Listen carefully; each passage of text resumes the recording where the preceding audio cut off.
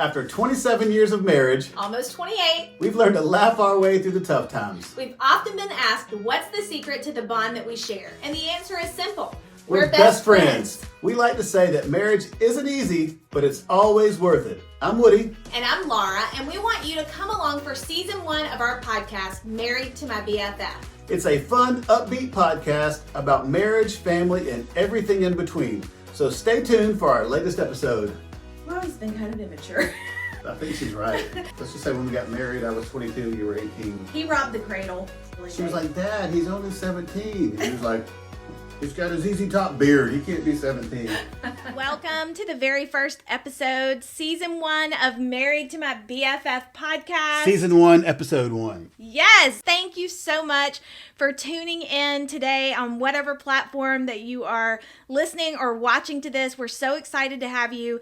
I'm Laura Kaminer. I'm her husband, Woody. And we have been married for 27 years. Almost 28. Almost 28 years. And so I'd like to think that we're marriage veterans, but we are in no way professionals. So everything that we're sharing is basically just our experience and some of our own opinions.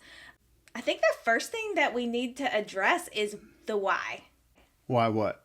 Why are we doing this podcast? Because you asked me to. Okay, that's true, but there is a bigger reason, and he knows what it is. I would say that people ask us all the time about our marriage, like how we make it work.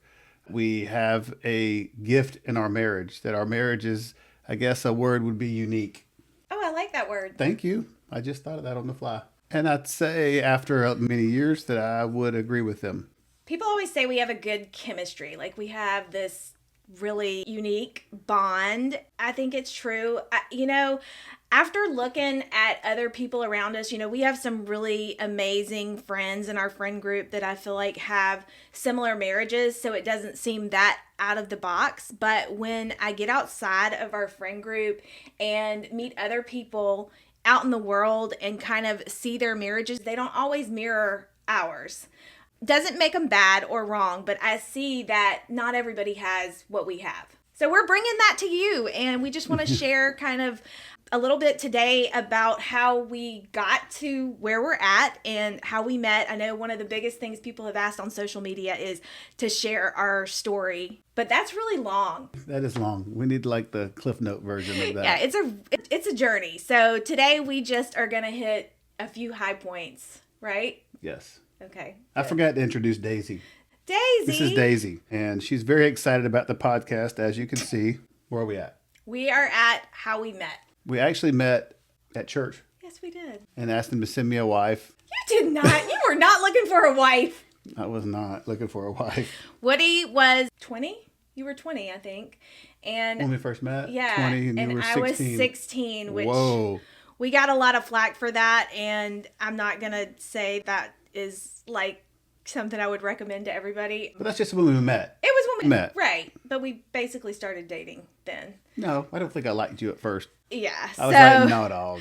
No, I would say that I'm a little bit of, or always have been a little bit of an old soul. And you've always been kind of immature. I'm just kidding. I think she's right. No, young at heart. We'll say young at heart. I started out very immature. Yeah, okay. But I have aged like a fine wine. Yes, I would agree with that. Thank you, baby. Yeah, because we did meet so young, we've basically grown up together. Would you say that's true?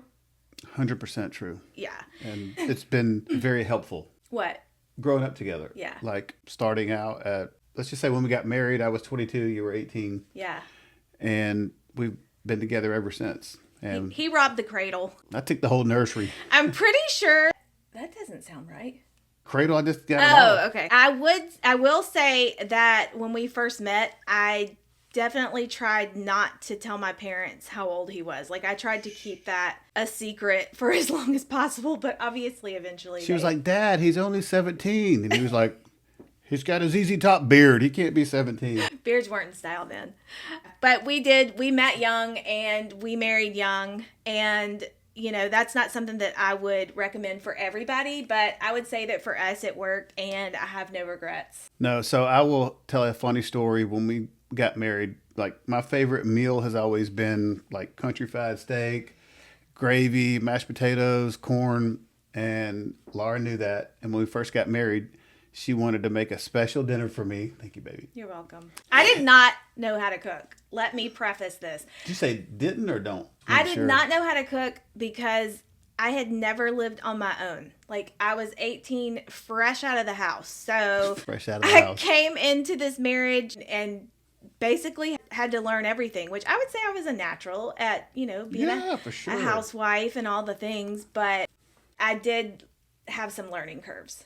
Well, this was a huge curve because on this particular night, she had everything laid out. It looked delicious. It smelled delicious. And I love gravy. Anybody that knows me knows I love gravy, like sauces. I like all that stuff on my food. And I've got my mashed potatoes and my country fried steak, and I just poured gravy on top of it. And I couldn't wait, and I bit into it. And let me just tell you, it was awful. I guess I didn't taste test it. She did not taste test it, because if she did, she would have known. It was so bad, and I didn't want to say anything because I knew she worked really hard at it. You're lying. I know you said something. Oh, I know I did.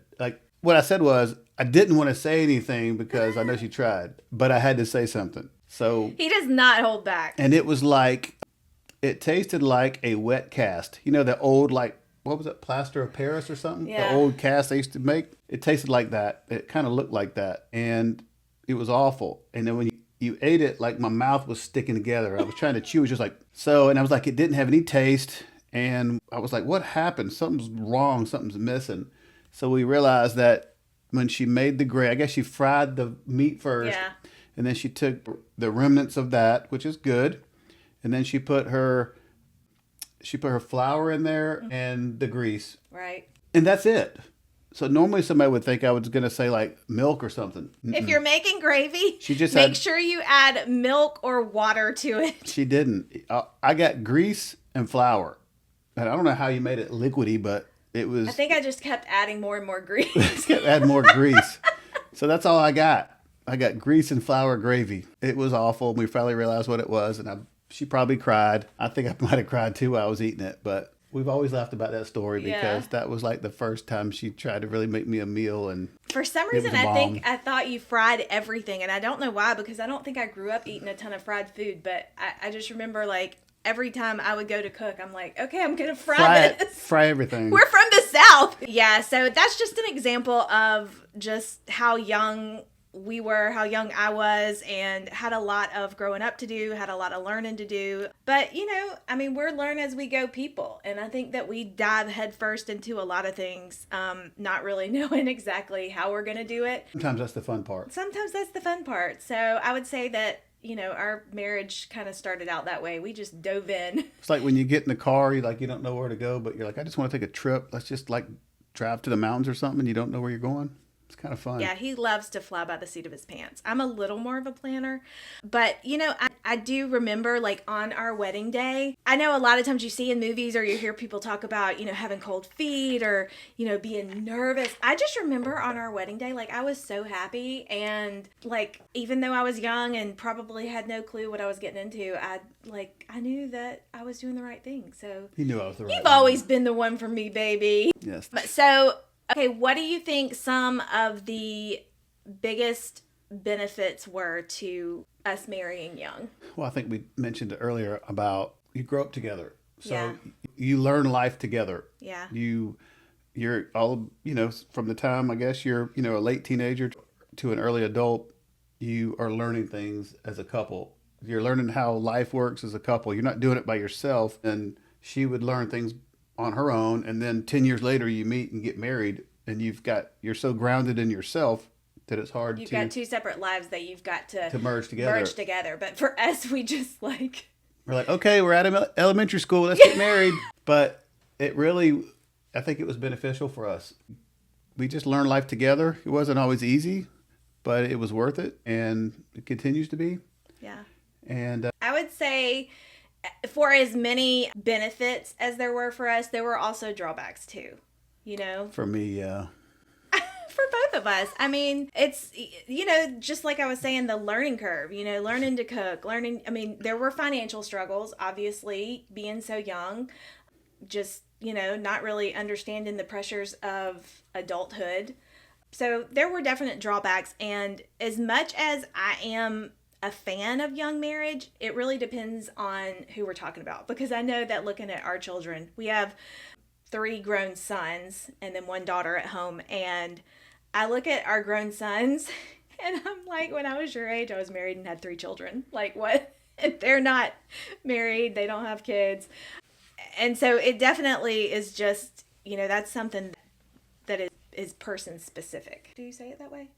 Couple specific. Okay, that's something that's couple specific. Not everybody is ready for marriage at 18 and 22, but I can honestly say that I think that we were. I think we've proven that we were. I think this is a good time to segue into just the D word, divorce. This is in no way meant to condemn anyone who has been divorced. We've got tons of friends and family who have been divorced, and obviously sometimes, there's just no way out.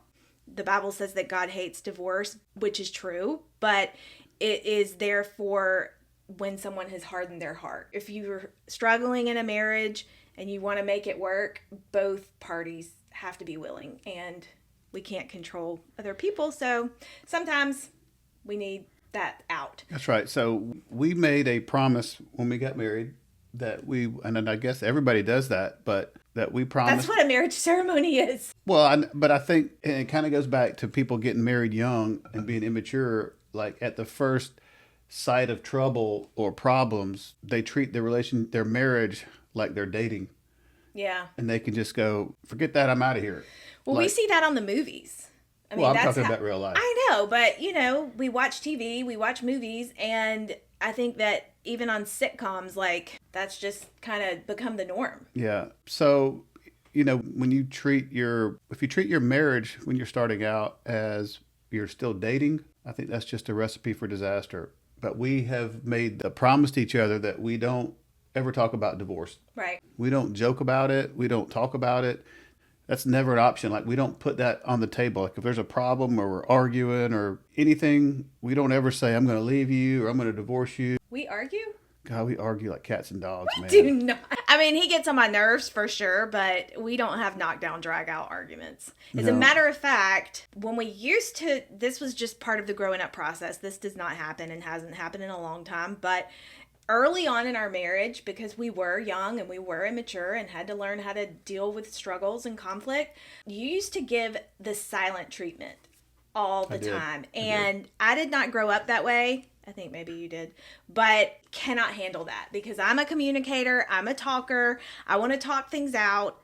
And when he would shut down and shut off, it would make me so angry. It wasn't like intentional. I think guys are built different. I've learned Sometimes that I think when there's things bothering a guy, we just get quiet, maybe just walk off or do whatever. Right. Because our wheels are spinning. But sometimes I think that's best just done quietly. Yes, and I think that's what I'm saying. We've kind of learned to work through that. So your initial response with conflict was the silent treatment. My initial response was, let's talk. So we've kind of learned... That would make more of an argument. Right, and it would make more of an argument. So we've learned over the years... That she just likes to talk. That we're going to kind of combine our first responses and... I've learned that he needs some time if he's really upset about something. Most men do. A lot of people do, depending on your personality. And so I'm going to give him that time and not expect him to have a huge conversation about it immediately if he needs a break. But he understands that instead of just walking off and acting mad and given the silent treatment, he will communicate with me and say, like, I think it's best if we just don't talk about this right now. Like, I need some time. And that lets me know, okay, he needs some time. I'm going to give him a break. And then we'll come back and discuss this when it's a better time, right? Yeah, it's best just, I guess, to talk about it when you're not mad about it. So maybe circle back later. And it could be 30 minutes later. It could be an hour later. It could be the next day. But if you say the next day, it doesn't mean that you go to bed with the silent treatment. It just means that you've put that, whatever issue is, on the back burner. Don't go to bed angry. Right. I think that we used to go to bed sometimes with the silent treatment. And I always heard that rule, like, don't go to bed angry. And so I'm like laying in bed going, we're doing the wrong thing and our marriage is never, ever go to bed mad. Yeah. I mean, it's a great rule. You never know if you're going to wake up or not. Yeah. And you don't ever want to do that. So forgive quickly. Yeah, that's true. But we don't really ever, we argue, we don't fight. It's usually about stupid stuff, It is stupid stuff. Like, I asked you to get me an egg roll and heat it up. I didn't hear you. I said it and you said okay. Still wouldn't listen. We don't really, we just usually just say okay, but. Yeah, I think it's because we're tired. Like, the older you get, when you're young, you like want to prove a point, and the older you get, you like, I know he's not going anywhere. He knows I'm not going anywhere. And so you're just like, yeah, I don't, it doesn't even matter. Like, I don't We have the realize energy. nobody else is going to ever marry us, so Okay, speak for we're yourself. stuck and we're happy. But, you know, that not everybody has that level of trust in their relationship and that level of, what's the word, like comfort or security.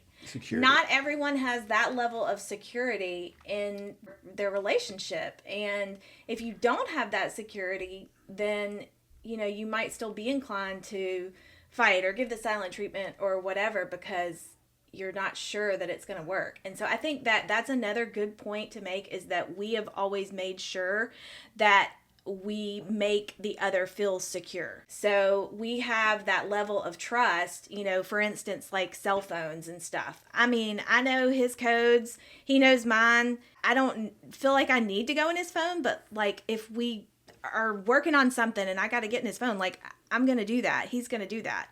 He gets on my phone and does stuff all the time for me in certain apps and stuff. If you're not comfortable with your husband or wife, and I'd say phones is probably the biggest issue. If you're not comfortable with your husband or your wife going through your phone at any given time, if they, like Laura could just say, let me have your phone. Okay, I have nothing to hide. I don't have any secrets. If you're not comfortable doing that, then I'd say there may be an underlying issue that needs to be addressed, because she has access to everything in my life.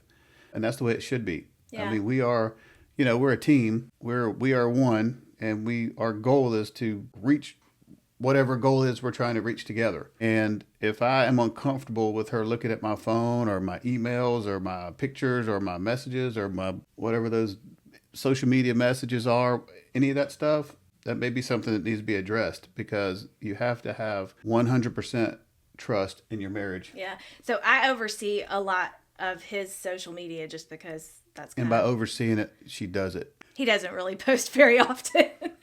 So I see his inbox messages, and sometimes on the like spam or hidden, I don't know. I know on Instagram they're like hidden, and it's all just like fire emojis, and you can tell the profile pic is like some woman. People think I'm fire. I go through and just delete them in big batches all the time because... So if you want to send me a message, don't put fire on there. They get deleted. I really just do that because he doesn't even know how to get to those messages, and it's like filling up the inbox. But yeah, I mean, but I have that ability to do that, and he could care less. And, you know, no matter how long you've been married or what age you are, or, you know, what number of marriage this might be for you, this is, you know, that trust and security is huge. Another thing that we've always, and I don't even know why we're really going into this. Somebody needs to hear it. This really wasn't even part of the plan. But another thing that we've always been really good about, and we learned this very early on, is that like we don't have interactions with the opposite sex when each other's not around. So for instance, like in our friend group, if I needed to text one of the husbands, I don't know, about a birthday gift or something, I would always add Woody to the message. Like I would never text a guy without putting him in the message. And I think everybody in our group does that. Yeah. I mean, obviously, we trust all of our friends that's and a little everything. different, Yeah. But just, you know, as a general rule of thumb, like I'm not going to go have lunch with a man by myself, or, you know, and it's not because I don't trust him or Woody doesn't trust me. It's just, you don't ever want to present the opportunity even for somebody to think something, or, you know, give somebody an opportunity to, you know, start a rumor. Yeah, so that's another good rule of thumb. I think cell phones and social media stuff is such a point of contention for so many people. Like, you live your life in your phone. Yeah, we're bad about that. And it's like, if you were going to do something bad or wrong, that's probably where it starts at. So if you don't have that in your relationship, whether you're dating or married, you shouldn't date somebody you're not willing to marry. Yeah, that's a good one. So if you're dating, you should treat your girlfriend just like she's your wife. and vice versa for the, the woman going toward, the man. So I don't know why I brought that up, but your marriage has to be built on trust. Yeah, that's good. I'm sitting here thinking about our story and how we're sharing how, we met young and married young and we grew up together, and there's all these benefits to that for us. And I'm thinking about those people out there that maybe they didn't get married until later in life, or maybe this is a second marriage or whatever, and they're like, well, we're past that point. We're already grown. We're merging two different lifestyles or maybe two different families, and how do we have that bond that you guys have? And, I think I just want to say anybody can have the right chemistry and the bond. And I know we say it in the intro for the podcast that we are best friends. And I mean, I know it's a little cheesy, but it's true. I mean, I know that's one of the biggest factors because I genuinely enjoy spending time with him and vice versa. I am pretty awesome. Right? You do like to spend time with me, right? Yes, I do. And that's another thing. Like, we always make time for each other. Yeah. Like, it doesn't matter. We always talk about going on dates to Walmart or Kroger, Food Line. It doesn't matter. Especially when the kids were young. Yeah. And you don't get as much alone time. And we would have a doctor's appointment. And we're like, we're on a date. We're on a date. Or we had to run to Walmart, and the kids were in school. So it's like, yeah, we're on a date. Anything is a date if you're alone. If you change your outlook on something, like I have to go to Kroger, but instead of saying that, you can say, hey, we're going on a date to Kroger. It literally, even though it's cheesy, your outlook on it's different, and then you look forward to going to do it. We have dates at home at night all the time watching TV. Yeah, date night. We watch a show, have a snack, and we're, in our jammies, we're like, we're on a date. This is awesome. When you're in your late 40s and 50s, that's the best date there is. That's right. Never, ever stop dating. Yeah. I don't mean other people. I meant going on dates with each other. Your Never spouse. Stop that. That's right. Never stop doing it. That's always been a big thing for us. Even when the kids were young and, we didn't have as much money, we would find somebody to watch the kids. We would, leave them with grandparents. Thank goodness we have lots of those. And, we would, even if it meant having dinner at home, we made time for that. And that's something that's always been really big for you. Like, you tell people that, especially as your kids are starting to get older, right? Yes. Because if you didn't have that time with them when they were younger, then you end up, when they leave home, you're like living with a stranger. Yeah. So you don't want your marriage, your existence in your marriage to be centered around your kids. Say that again, because I feel like that is, people who have a lot of kids hear that and they're like, what did he just say? So I'll repeat it. You don't want your marriage, the existence of your marriage, to be centered around your children. And I say that because if you think about it, your kids, if you put all your time, effort, energy, money, thoughts into your kids, trying to make them happy, buying them things, traveling with them everywhere you go, you take your kids, you go on dates, your kids go. It's great if you also carve out time to just be with, for me to be with Laura. But if the whole existence of our marriage is around our kids, your kids are going to grow up one day and they're going to be gone. Yeah. And then you're going to find out that you're have nothing, with a stranger. You have nothing in common with your wife or, her with me. But that's really hard. I know that, especially for us, we have 4 kids, and even though they are a little spaced out in age, there was a time when I had 4 kids in 4 different schools. We had kids in different activities and sports and, weekend stuff. And so it's a lot harder when you're in that phase of life, or maybe it's harder when you have really small kids. Yeah, because, for sure. Yes, you may not have somebody that can watch them all the time. Now we're practically empty nesters. We have one 13-year-old at home, and she likes to be by herself and has friends and goes places. And I have told her that she has to move out by the time she's 40. We get a lot more alone time now. It's not a stressor for us anymore. Yep. But there was a time when it was a lot harder, and Woody was a cop. He worked all the time, so having date night or alone time was a sacrifice. You know what? Sometimes we didn't even feel like it. You might be so tired that you're like, I don't even care about that. But you do it because it's an investment. And then when you get done, you're glad you did it. Yeah. And that's part of what I think we mean when we say marriage is hard. Just because I'm not just talking about marriage being hard because like mentally and or finances or whatever. Like, marriage takes work. It's a relationship, and any relationship in life that you want to see flourish, you have to invest in. You have to give them your time. You have to give them your effort. You have to be willing to sacrifice things and forgive and all the things. And so marriage is work, and I feel like the younger your kids are, the more work it is. I mean, people are in travel sports and just life. it's a lot more tiring. But Yeah. you still have to put out time, because if you don't do that, if you don't have that date time or alone time with just your, your spouse, it's going to be hard later on when your last kid is 18 and goes off to college, or 20 or whatever, and gets married, and then they're gone and the door shuts and you look at each other and you're like, what are we going to do? Like, I don't even know you. Yeah, I don't even know what you like. know you. I don't know you. I don't know what you like. I don't know what you want to do. You don't know anything. And We're those parents that when they leave, we're like, yes! I'm just kidding. When all three of our boys left home, like, we were depressed. We're still sad, and we cried. get really happy when they come back home and we Yeah, don't ever for want to sure. leave. I'm the dad that stands on the front porch and watches their car And waves. and waves until they can't see me anymore. He is a sap. Don't let him fool you. He is a total sap. Yeah. So I would just say, make sure, no matter what, you make time for your spouse and go on dates, even when it's hard. Or, people say, I don't have any money to go on a date. You can go on a walk. Yeah, that's good. A walk is free. A picnic in the park is Yep. basically free. Get you some bread, some bologna, and go on the park. My gosh, do you remember that picnic that we had when we were dating? Yes. We were dating. I've always had this desire to be, what is it when you're like motherly or like Martha Stewart. I've always enjoyed like crafting a meal and making things seem special and all of that. And so we were still dating and we were going to go on a picnic. I don't know why it wasn't a special, maybe it was their year anniversary or something, but we were going to go on a picnic. And so I packed a picnic basket. And I don't even remember the food. I just remember I remember the popsicles. She put popsicles in like they were a like cooler. the orange. Like dreamsicles. Yeah, dreamsicles. Dreamsicles. I love dreamsicles. And when we got where we were going, we were all excited and we opened it up and they were like completely melted.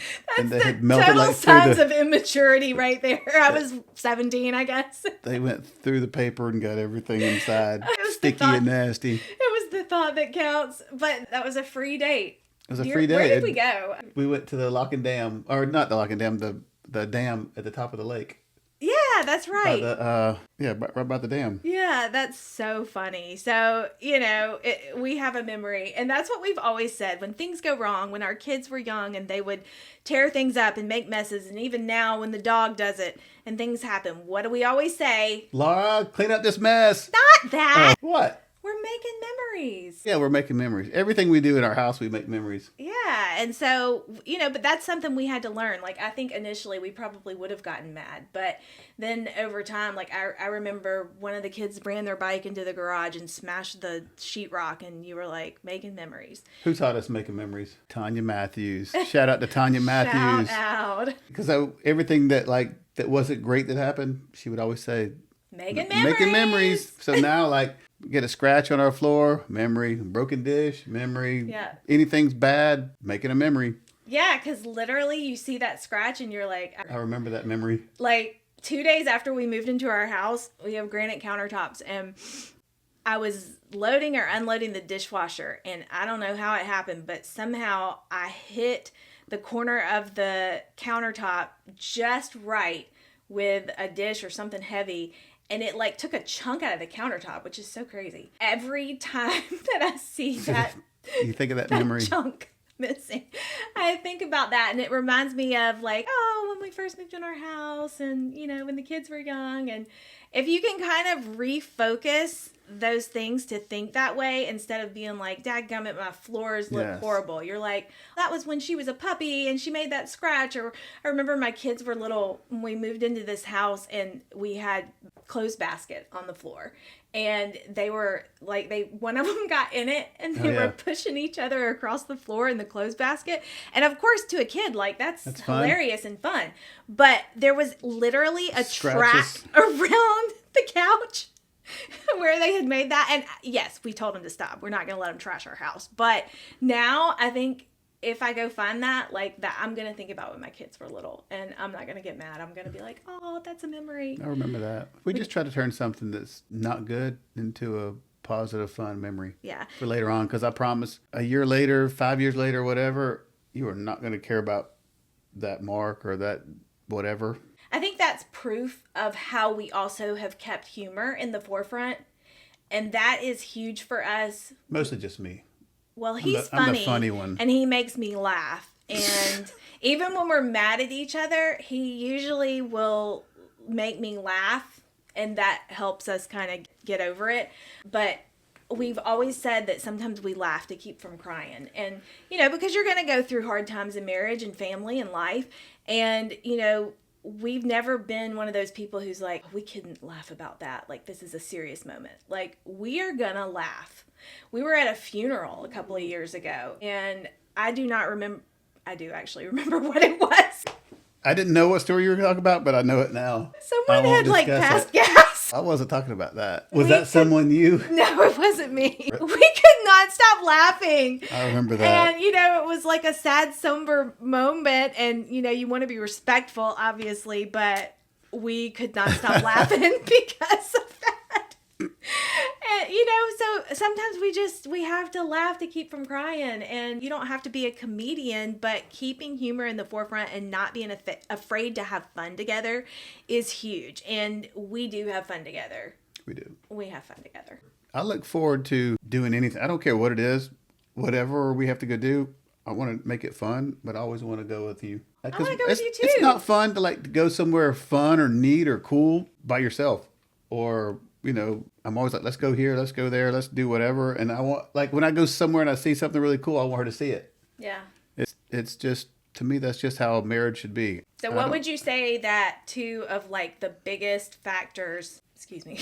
You just burp. Welcome to our podcast. What would you say are some of the biggest contributing factors to what's gotten us to this point in our marriage? Like, what's helped? I'd say one is listening.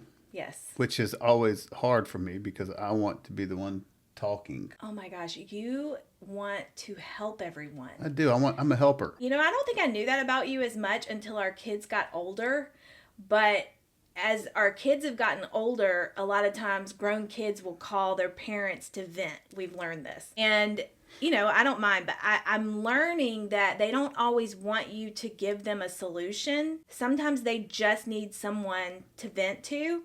But Woody, and I do the same thing. Like, I'll come to him with something that's stressing me out or I'm struggling with, and he wants to immediately start telling me what I need to do to fix it.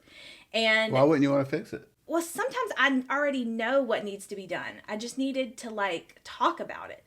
But he just wants to immediately start telling me what to do. And it comes from a good place. Like, you have such a good heart and you want to help and fix. But I think that in turn, sometimes that keeps you from being a great listener. Ooh. He'll listen, but he's immediately going to come in with something.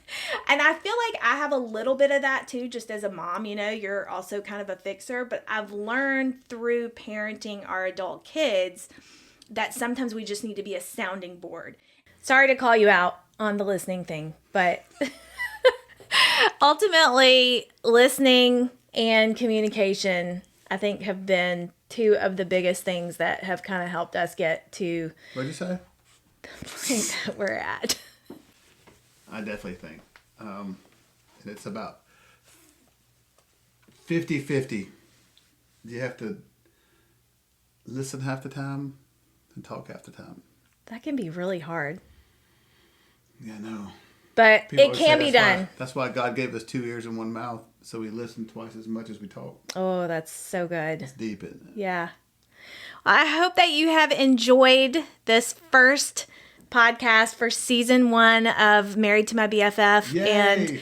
And we didn't want to spill all the tea on episode 1. So there is a lot more to our story. It is quite the journey, and we will be sharing bits and pieces of our personal story with each episode that we are shooting to put out weekly. We are so grateful you chose chose to tune in to this episode of Married to My BFF podcast. Hope you loved it. Please follow along on Instagram at Married to My BFF podcast. We would love to hear from you. Be sure to leave us a review if you can wherever you listen to podcasts.